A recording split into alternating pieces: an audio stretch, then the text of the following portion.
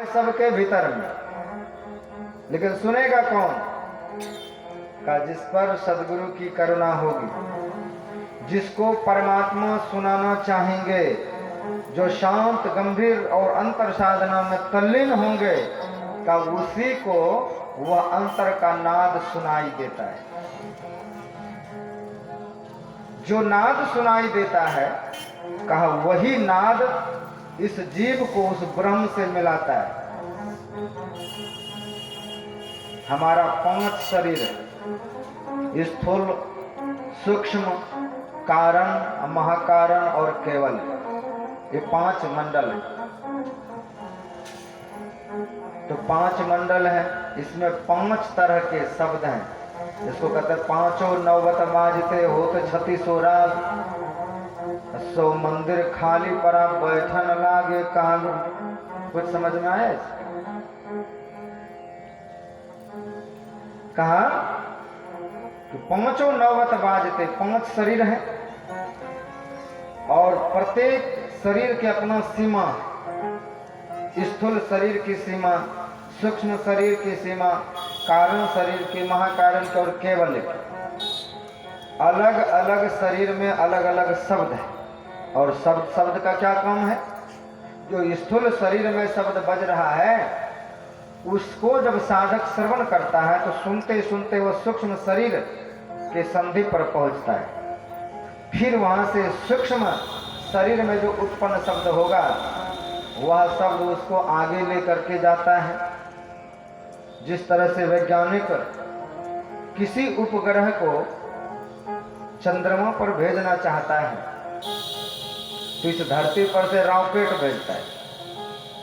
तो रॉकेट क्या क्या काम है? रॉकेट जब इस धरती पर से चलता है तो स्थूल जगत से उसका रिश्ता तोड़ देता है। जो गुरुत्वाकर्षण है, गुरुत्वाकर्षण के परे जाकर के उसको छोड़ करके वो इधर विलीन हो जाता है, लौट आता है।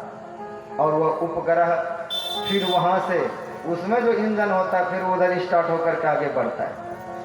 तो कहा जो स्थूल शरीर में हमारा जन्म जन्म से रहना हुआ है, का इसमें गुरु से जो नाम लेंगे उसको जपते जपते जब अंतर्नाद प्रकट होगा तब वो रॉकेट का काम करता है। इस जीव को स्थूल शरीर से खींच करके सूक्ष्म शरीर पर ले जाके छोड़ देता है। और साधना गंभीर और अंतर साधना में अंतर्मुखी जब होते जाएंगे, गुरुदेव ने इस साधना को 18 महीने तक कुप्पा घाट की उस भयंकर गुफा में प्रवेश करके 18 महीना तक शब्द की साधना की है, तब उस पर ब्रह्म की ओर जा पाया। तो बिना साधन संपन्न किए, देखिए कथा है यहाँ तो किसी चीज की कमी नहीं। हम भी चाहते हैं कि नचा दें, हम भी चाहते हैं फिल्म में गीत सुनाएं, लेकिन हम ये बिल्कुल नहीं सुनाएंगे आपको। जिससे जीव का भला ना हो, जिससे जीव को अंतर मार्ग की बात न सुनाई पड़े, वह कोई कथा नहीं है। सिर्फ नचा करके, हंसा करके, इसके लिए टीवी पर, मोबाइल पर बहुत आ रहे कथा। नाचिए, हंसिए, गाइए। तो यहाँ अंतर साधना जो जीव को उस ब्रह्म की ओर ले जाने वाला है, जो ब्रह्म ज्ञान है, जीव को अंतस्थल में ले जाने वाला है, उस चीज को श्रवण कीजिए। हंसने गाने के लिए बहुत कथाएं होती है। तो जीव किस तरह से उस पर ब्रह्म की ओर जाएगा?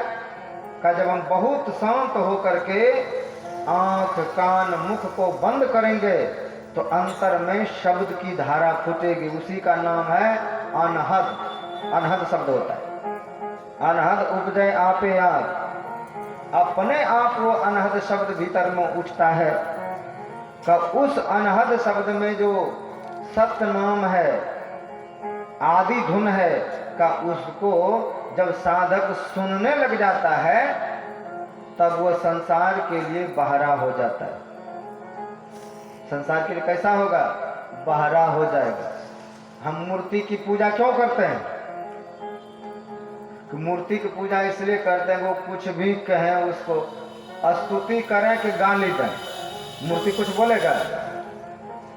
आप हनुमान जी की मूर्ति है, उसको रोज 2 गाली दे करके आइए, गदा लेके मारने नहीं दौड़े। रोज उसकी स्तुति कीजिए, ऐसा नहीं हाथ उठा के कृपा कर दे। मूर्ति है इसलिए वो पूजे जाते हैं। वो कुछ ना बोलते हैं ना कुछ खाते हैं, बिल्कुल शांत पड़े, लेकिन हमको उनसे शांति मिलती है पूजा करने से। मूर्ति है, ना हमारी गाली से उसको मतलब है, ना स्तुति से मतलब।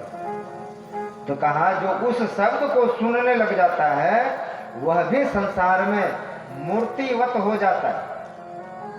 उसी महापुरुष को कहा गया ये स्थित प्रज्ञ है। अब आप उसको 2 गाली दे करके चले आइए, फिर भी वो उसी अवस्था में रहे। स्तुति करके चले आइए, फिर भी वो उसी अवस्था में रहने लग जाए।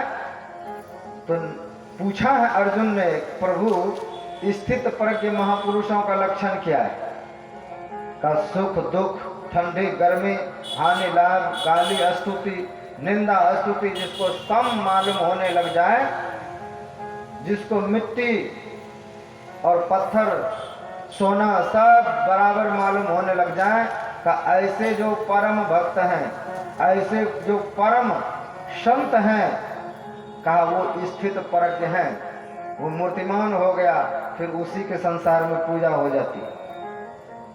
नानक जीवतिया मर रही है ऐसा जोग कमाइए, कहा वो जीते जी मरने की ओर चला गया। तो जीते जी जो मर जाएगा गुरु के भेद के अनुकूल, का वही तरेगा। जो जिंदा रहेगा वो नहीं तर पाएगा। जो गुरु के युक्ति लेकर के मर गया वो तर गया। कहते मुर्दा पानी में डूबता नहीं। कौन डूबता है? जो हाथ पर पटकने लग जाता है।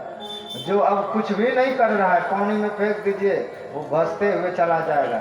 इसलिए गुरु नानक देव जी महाराज कहते नानक जीवतिया मरी रही है ऐसा जोग कमाइए। ऐसा जोग अगर आप कमा लेते हैं कि जीते जी आप मर गए, जीते जी मृतवत हो गए, तो आप संसार से पार हो जाए। क्या वो कौन सा है?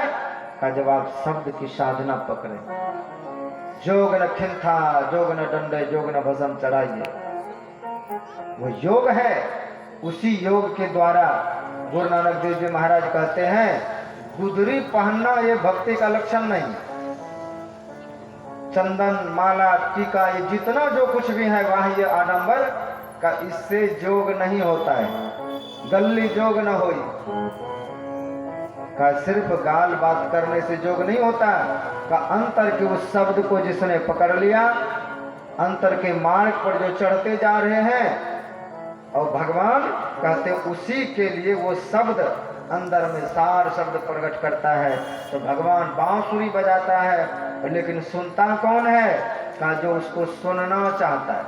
आज भगवान जब बांसुरी बजाए तो किसी ने अरे गरे ने नहीं सुना।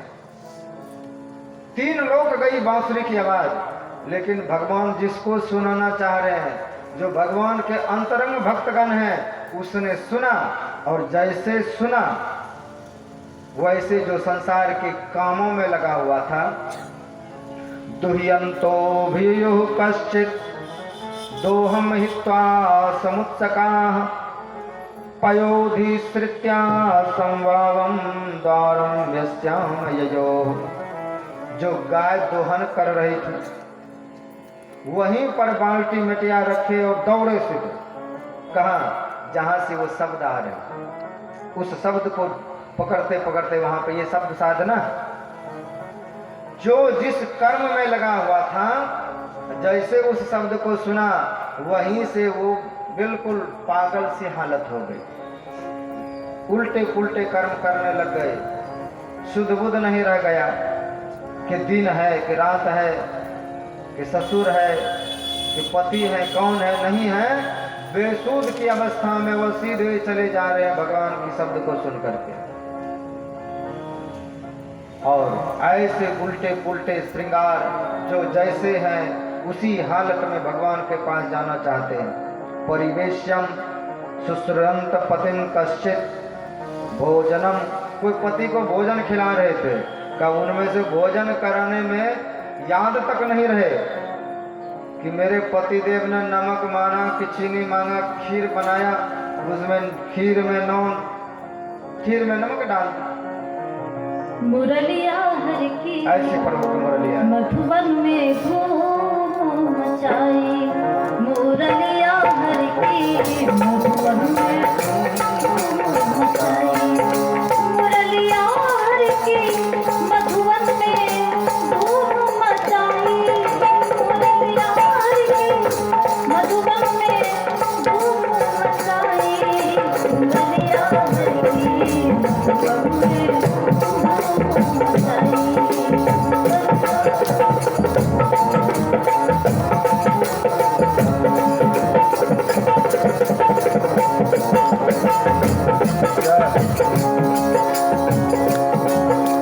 वृंदावन की बासी मुरलिया थी नभुवन पर छाई।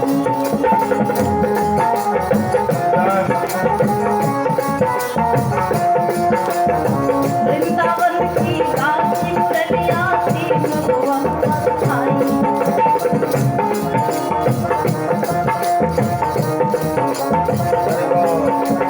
कर श्रृंगार सब उल्टी पुल्टी। कर श्रृंगार सब उल्टी पुल्टी। वृंदावन को धाई रे वृंदावन को धाई। मुरलिया हर की मधुबन में धूम मचाई। मुरलिया हर की मधुबन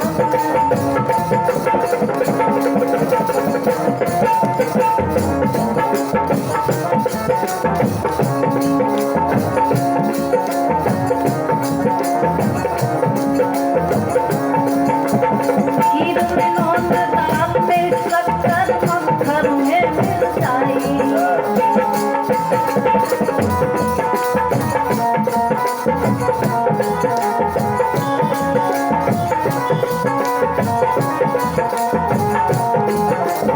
खीर में नोट दाल में शक्कर मक्खन में मिर्चाई।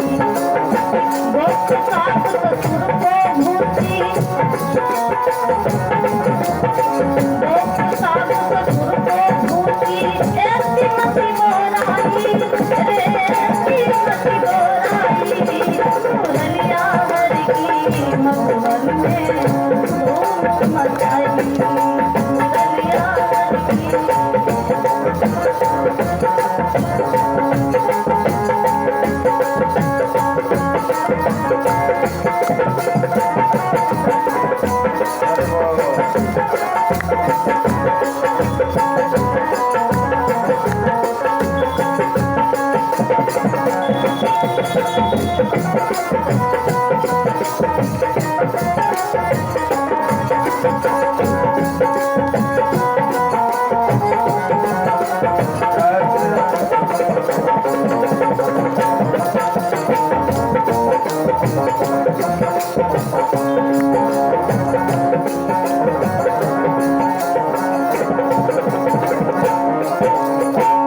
शंकर ने कामदेव को छल में दियो जलाई।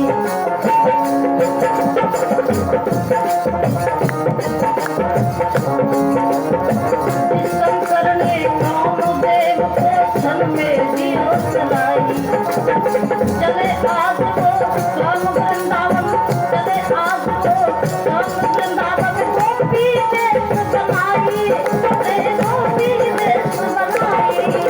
मुरलिया हर की मधुबन में धूम मचाई। मुरलिया हर की मधुबन में धूम मचाई।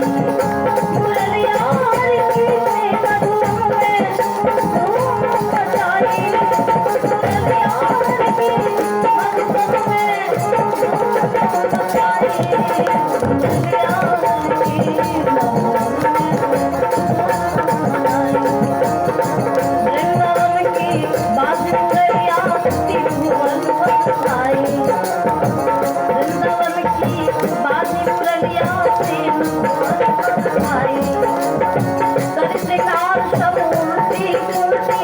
कर श्रृंगार सब उल्टी पुल्टी। वृंदावन को धाए वृंदावन को धाए। मुरलिया हर की मधुबन में धूम मचाई। मुरलिया हर की मधुबन में धूम मचाई। मुरलिया हर की मुरलिया हर की मुरलिया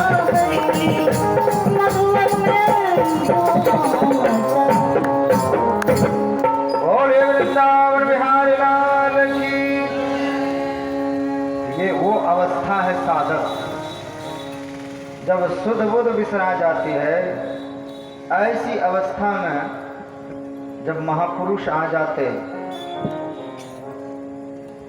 गुरु महाराज जब ऐसी अवस्था में आ जाते थे, उस अवस्था में जब वर्तमान रहने लग गए थे, उसको सुधि बुद्धि नहीं रहता कि प्रवचन करते करते गुरुदेव मंच पर समाधिस्थ हो जाते। लाखों लोग आगे बैठे हैं और गुरु महाराज प्रवचन करते करते बिल्कुल अंतर में वो जो शब्द है बांसुरी का धुन, आदि धुन, वो पागल कर देता है। आरती में हम लोग गाते हैं ना, पी पी हो ये सूरत मतवाली, किसको पी कर सूरत पागल हो जाती है, मतवाली हो जाती है, तो कहा वही अंतरनाद है। पी पी हो ये सूरत मतवाली, हमारी सूरत पागल सी हो जाती है और पागलपन जैसा बाहर लोगों को लगने लगता है कि पागल हो गए, कुछ से कुछ बोलने लग गए, तो वैसी अवस्था में होता है। गुरु महाराज की ऐसी स्थिति थी, प्रवचन करते करते खो गए। फिर अपने मर्जी से जो गुरु महाराज अचानक आंख खोलते थे, फिर पूछते थे कि मैं क्या बोल रहा था। फिर शिष्यगण कहते थे गुरुदेव आप ये प्रवचन कर रहे थे, तब फिर धीरे धीरे बोलते थे। वो पागल की अवस्था, जब परमात्मा का मद चढ़ता है, परमात्मा को अंतर्नाद जब सुनता है, उस नाद में जीव, उस नाद में साधक, संत महापुरुष ऐसे परमात्मा के नशा में आ जाते हैं। इसीलिए गुरु नानक देव जी महाराज कहते हैं कि नशा भांग शराब का उतर जात प्रभात, नाम कुमारी नान का चरी रहत दिन रात। ये शराब का नशा, नाम का नशा, नाम का नशा का बराबरी कर सकता है? का संसार में है पद का नशा, बल का नशा, धन का नशा, शराब का नशा। लेकिन गुरु नानक देव जी कहते हैं कि जिसको परमात्मा के नाम का नशा लग गया है, तो वह नशा कभी उतरती ही नहीं है। जो चढ़ती है, उतरती है मस्ती, वो हकीकत में मस्ती नहीं है। ये तो प्रेम की बात है उधो, बंदगी तेरी बस की नहीं है। का परमात्मा का नशा एक बार जिसको चढ़ गया वो कभी नहीं उतरेगा। और नशा में कोई आपको गाली भी दे दे, नशा में कोई आपको स्तुति भी करके चला जाए, तो आपको पता नहीं चलेगा कि फल्ला व्यक्ति कल हमको गाली दिया। का ऐसी स्थिति बनी रहे साधक का वो स्थित प्रज्ञ साधक हैं। ऐसे भगवान की उस अंतर बांसुरी की आवाज सुन करके गोपियों की हालत हो गई और सब अपने गृह काज नाना जंजाला को छोड़ छोड़ करके उसी अवस्था में भगवान के उस शब्द को सुन करके भागे।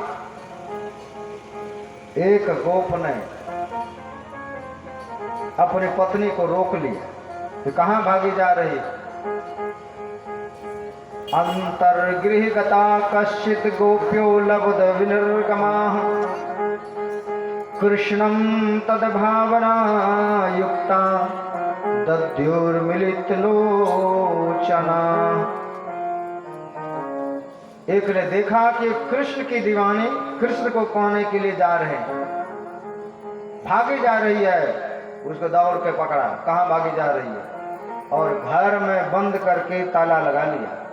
और जब ताला लगा लिया तो उसने सोचा, हे गोविंद, इस स्थूल देह से ना सही, आज मैं मिल करके रहूंगा।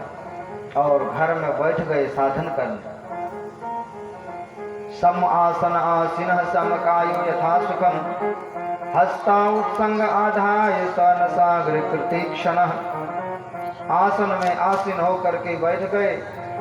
दद्यो प्रसन्न करन, प्रसन्न होकर के गोविंद का ध्यान करने लगे। लिमित लोचना, आंख बंद कर लिया, ध्यान करने लगे। कृष्ण भावना में युक्त होकर के इस शरीर को कि अगर तुमको शरीर ही रखना है तो लो रखो, मैं जा रहा हूं। इतनी गोपियां महान थी, इतनी वो गोपियां साधन संपन्न थी, पति ने शरीर को रोका तो घर में ही शरीर छोड़ करके आत्मा से भगवान के पास पहुंच गए। कृष्णम दुसह पृष्ठ विरह, इतना विरहातुर हो गई कि ध्यान प्रातः चितः लेशम निवृत्तया क्षीण मंगला, ध्यान के बल से अपने अमंगल को टाल करके वह गोपियां ध्यान को प्राप्त हो। जिस दिन हम ध्यान को प्राप्त हो जाएंगे उस दिन हम नहीं रहेंगे। अभी जो दीक्षा लिए हैं सिर्फ हम ध्यान के अभ्यास कर रहे हैं, ध्यान मिला नहीं तो ध्यान कब मिलेगा? का जब हम लोग ध्यान करने लग जाते, देखिए साधना की बात सुनने का प्रयास कीजिए, जब हम लोग ध्यान करने लग जाते हैं तो हमारा सूरत, हमारी दृष्टि एक क्षण के लिए कभी अगर स्थिर हो जाता है, एक क्षण के लिए, उस समय जितना सुख मिलता है कहते तब तक जीव नीचे गिर जाता है और स्वप्न में चला जाता है, नींद में चले जाते हैं। का वैसी प्रक्रिया एक क्षण जो ठहरे का वही 2 क्षण, 3 क्षण, 4 क्षण और लगभग आप 12 सेकंड के लिए उसी अवस्था में रह जाए कि ना किसी का ख्याल आ रहा है, ना किसी के प्रेम आ रहा है, ना किसी का दुश्मनी आ रहा है, ना कोई विकार सता रहा है, बिल्कुल बिना ख्याल के एक स्थिरता, एक बिंदुता में बिल्कुल स्थिर हो गए, दुनिया का ख्याल गायब, अपना भी ख्याल तक ना रहेगा। कहते वो स्थिति का नाम है धारणा। वो धारणा में चले जाएंगे का वही जब आपका 2 गुना समय टिक जाएंगे उसी हालत में तो क्या होगा? तब ध्यान की प्राप्ति होगी। धारणा, उसके बाद ध्यान, और ध्यान में आप कम से कम 2 गुना और ठहर जाएंगे तो ध्यान से आपकी बदल जाएगी समाधि, और जो समाधि में चला गया वो सांस लेना छोड़ दिया, और जब तक वो समाधि में रहेगा उसकी आयु बची रहेगी। जैसे गाड़ी ढलान पे होता है, हम गाड़ी को बंद कर, न्यूट्रल कर, तो गाड़ी तो बढ़ रही है लेकिन तेल खपत नहीं होता है। का वही जीवन का न्यूट्रल है। जब हम इस पिंड से निकल करके उस ब्रह्मांड में चले जाएं और ध्यान में स्थित हो जाएं, एकनिष्ठ होकर के, का वह जीवन कैसा है कि जी तो रहे हैं लेकिन सांस नहीं ले रहे, सांस बंद है, गाड़ी बंद है, का वही जीवन की आयु बढ़ती है। वो आपकी आयु वृद्धि होगी। ज़्यादा दिन आप जीना चाहें तो ध्यान में आरूढ़ हो जाइए, तो वही बचा हुआ जीवन का। यह गोपियां ऐसी गोपी कोई साधारण नहीं थी कि कृष्ण के देह को पाने के लिए दौड़ रहे हैं। कोई काम की लीला नहीं है, यह काम मारने की लीला है। तो काम मारने की लीला है, यहाँ पर कामदेव भी आएगा। तो यहाँ पर गोपियां ध्यान को प्राप्त किया और भगवान में एक मेल सदैव के लिए हो गया। पतिदेव तुमको ये शरीर है प्यारा, तो शरीर को रखो, मुर्दा सजा के रखो। शरीर छोड़ करके गोपियां चली गई। कृष्णम विदु परम कांतम तु परम तयो मुने। कहते हे राजन, वो गोपियां भगवान के निर्गुण निराकार रूप में जाकर के समा गई। तमेव परमात्मनं जार बुद्ध्या संगता जहुर्गुणमयं देहम सत्यम प्रक्षीण बंधना। यद्यपि वो जाड़ भाव से उनका सेवन करते, फिर भी कहते हैं तमें परमात्मा में इतना बुद्धि उसने लगा दिया कि जहु गुणमयम, ये तीनों गुणों से वो खुल गए। हम लोग 3 गुण से बंधे हुए हैं, दिख नहीं रहा है। कभी आप क्रोधी हो जाते हैं, कभी आप कामी हो जाते हैं, कभी आप लोभी हो जाते हैं, कभी आप दमनी हो जाते हैं, कभी आपके हृदय में दया उभर आता है, कभी आप कसाई की तरह व्यवहार क्यों करो? क्या आप नहीं करते हैं, आप कोई गुण करवा लेता है। ये गुण कौन है? तमोगुण, रजोगुण, सतोगुण। तो कहा ये क्यों आया? किसी ने मांस मछली खाया, मुर्गा खाया, बकरा खाया, वो तमोगुण जीव हैं, खाने वाले में वो गुण की प्रधानता आ जाएगी। किसी ने बहुत राजसी भोजन किया, तो रजोगुण से बंधेंगे। अब कोई सात्विक आहार किया, सात्विक विचार बोला, सात्विक देखा, सात्विक सुना, इसलिए वेद उपनिषद क्या कहते हैं, भद्रम, भद्र ही देखो, अच्छा बोलो, अच्छा सुनो, अच्छा देखो, अच्छा करो। तो कहा ये तीन तरह के जो रस्सी हैं, तीनों रस्सियों से जहुर गुणमयम देहम, ये गुणमय देह को त्याग करके गोपियां सद्या शीघ्र ही छीन बंधन से छीन हो गया।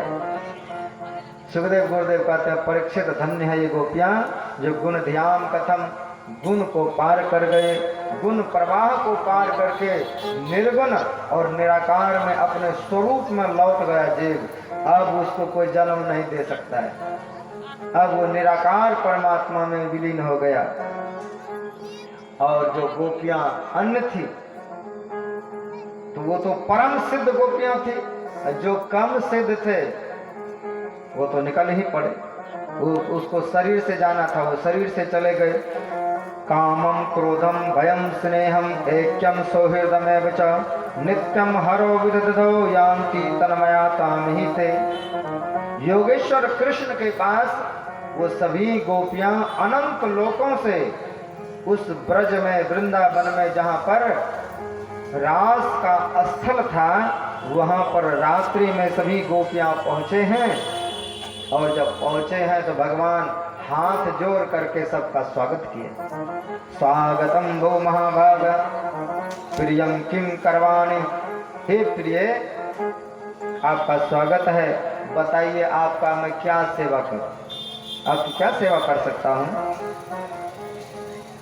बुरियता आप लोग बताओ यहाँ आने का कारण क्या है, किस लिए आए। अच्छा ये शरद पूर्णिमा है, आप लोग यहाँ जंगल में पुष्प देखने आए हैं, शरद पूर्णिमा का आनंद लेने आए हैं, तो कोई बात नहीं, देख लिए और देख करके आप लोग लौट जाइए। भगवान तब तक परीक्षा लेता रहा कि सब को छोड़ करके भगवान के शरण में जब चले गए हैं तो वहां पर भी भगवान कहते हैं कि देवियों प्रतियातम ब्रजम ने अष्टयम स्त्री भी हे सुमध्य में। इसको शांति से सुनिए। भगवान के पास कौन कौन गए हैं, कहा जो जिसकी भक्ति बिल्कुल मध्य में थी, सुमध्यमा, जिसका जीवन मध्य में, बहुत सुंदर युवतियां का देवियों तुम लोग आए हो देखने के लिए, अब लौट करके घर अपना अपना चले जाओ। मातरम पितरम पुत्रः भ्राता पतयश्च वा, माता पिता भाई की सेवा करो और जाओ। बंधुस्वम दुष्टम वनम दुष्मितम, ये वन में बहुत दुष्ट राक्षस लोग रहते हैं।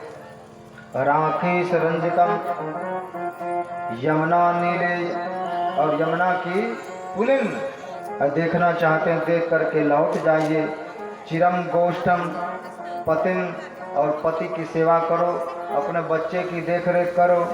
भारतम सुसर्सनम स्त्री नाम परोधर्मो, अपने पति की सेवा करो, लौट जाओ। वहां तक भगवान परीक्षा ले रहे हैं, कभी भी अगर मन में है तो तुम लोग लौट जाओ। यहाँ आगे बढ़ गए तो तुम लौटने लायक नहीं रहो, आगे बढ़ गए तो यहाँ से लौटने लायक बिल्कुल नहीं रहोगे।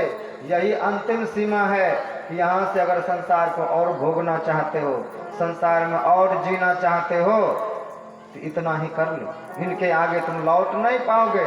जाओ, पति से प्रेम है तो पति की सेवा करो, पुत्र को पढ़ाओ, अपने घर में रह के सास की सेवा करो, सबको सब ज्ञान दे रहे हैं कि जा करके सेवा करो। लेकिन रास में सब ऐसे छटे हुए भक्त आए हुए थे जो दुनिया को तिलांजलि दे दिया था, कहा हमको किसी के लिए नहीं जीना है, यह जीवन हे गोविंद सिर्फ आपके लिए है, आपका है।